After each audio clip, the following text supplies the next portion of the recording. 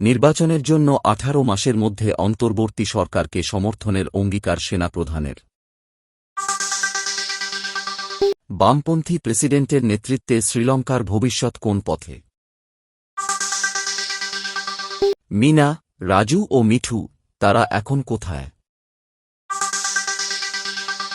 গাজীপুরে শ্রমিকদের কাজে যোগদান, 13টি কারখানা বন্ধ রয়েছে।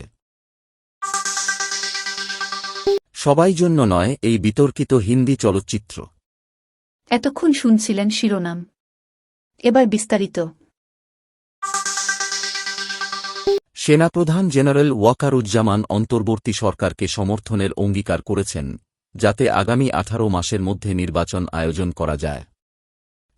মোহাম্মদ ইউনূসের নেতৃত্বাধীন এই সরকারের প্রতি তাঁর পূর্ণ সমর্থন রয়েছে। তিনি সেনাবাহিনীকে রাজনৈতিক প্রভাব থেকে মুক্ত রাখার গুরুত্বও উল্লেখ করেছেন। শ্রীলঙ্কার প্রথম বামপন্থী প্রেসিডেন্ট অনুয়া দিশানায়েকে শপথ গ্রহণের পর দেশের পরিবর্তনের প্রতিশ্রুতি দিয়েছেন। তিনি প্রচারণায় পুরনো রাজনৈতিক ব্যবস্থাকে চ্যালেঞ্জ করে জনগণকে ক্ষমতার মূল উৎস হিসেবে তুলে ধরেছেন। তবে তাঁর সামনে বিশাল চ্যালেঞ্জ হিসেবে রয়েছে অর্থনৈতিক সংকট, আইএমএফের ঋণ পরিশোধ এবং রাজনৈতিক অস্থিতিশীলতা মোকাবিলা করা।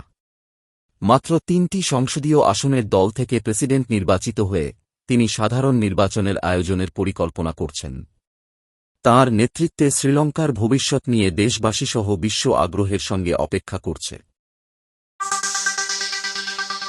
দক্ষিণ এশিয়ার দেশগুলোর মেয়ে শিশুদের অধিকার রক্ষার জন্য তৈরি হওয়া মিনা কার্টুনটি এখন সব শিশুর অধিকারের প্রতীক। 1998 সালে 24 সেপ্টেম্বর মিনা দিবস হিসেবে ঘোষণা করা হয়।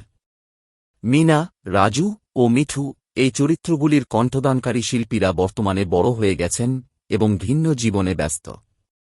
প্রমিতা গাঙ্গুলি, যিনি মিনা চরিত্রে কণ্ঠ দিয়েছিলেন, এখন গৃহবধূ।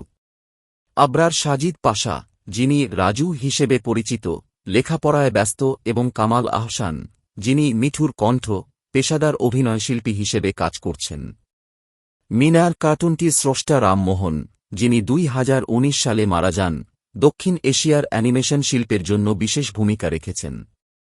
মিনা কার্টুনটি 29টি ভাষায় তৈরি হয়েছে এবং এর 3-7টি পর্ব রয়েছে। মিনার গল্পগুলো শুধু বিনোদন নয়, বরং সচেতনতা বৃদ্ধিতেও সহায়তা করছে। গাজীপুরের অধিকাংশ শ্রমিক কাজে ফিরেছেন এবং আজ সেখানে কোনো শ্রমিক আন্দোলনের খবর নেই। যদিও গতকাল 13টি কারখানা বন্ধ ঘোষণা করা হয়, সেগুলো আজও বন্ধ রয়েছে। গত কয়েকদিন ধরে শ্রমিক অসন্তোষের কারণে গাজীপুরের বিভিন্ন এলাকায় বিক্ষোভ ও সড়ক অবরোধের ঘটনা ঘটেছিল। পরিস্থিতি নিয়ন্ত্রণে আনতে সেনাবাহিনী ও পুলিশ কাজ করছে। টঙ্গী এলাকায় 2টি কারখানায় শ্রমিকরা বেতনের দাবিতে শান্তিপূর্ণভাবে অবস্থান করছে, তবে এ বিষয়ে মালিকপক্ষকে চাপ দেওয়া হচ্ছে। গাজীপুর শিল্পাঞ্চলে নিরাপত্তা ব্যবস্থা জোরদার করা হয়েছে এবং এখন পর্যন্ত কোনো নতুন অসন্তোষের খবর নেই। ভারতের আলোচিত ওয়েব ফিল্ম সেক্টর 36 13 সেপ্টেম্বর নেটফ্লিক্সে মুক্তি পেয়েছে। 124 মিনিটের এই ক্রাইম থ্রিলারটি 2006 সালে নিঠারী হত্যাকাণ্ডের ভিত্তিতে নির্মিত হয়েছে। সিনেমার মাধ্যমে নির্মাতা ভারতীয় সমাজের শ্রেণীবৈষম্য তুলে ধরেছেন। ছবিতে তেলাপোকাকে জুতায় পিষে দেওয়ার প্রতীকী সংলাপ দিয়ে শুরু হয়, যা সিনেমার মূল ভাবনার প্রতিনিধিত্ব করে। এখানে খুনি একজন সিরিয়াল কিলার, যে ধনী গরিব নির্বিশেষে শিশুদের শিকার করে। পুলিশ কেবল তখনই সক্রিয় হয় যখন একটি উচ্চবিত্তের সন্তান অপহরণের চেষ্টা হয়। এতে সহিংসতা ও মানসিক চাপ রয়েছে, যা অনেকের জন্য অস্বস্তিকর হতে পারে। অভিনেতা বিক্রান্ত ম্যাসি ও দীপক ডোবরিয়ালের অভিনয় প্রশংসিত হয়েছে।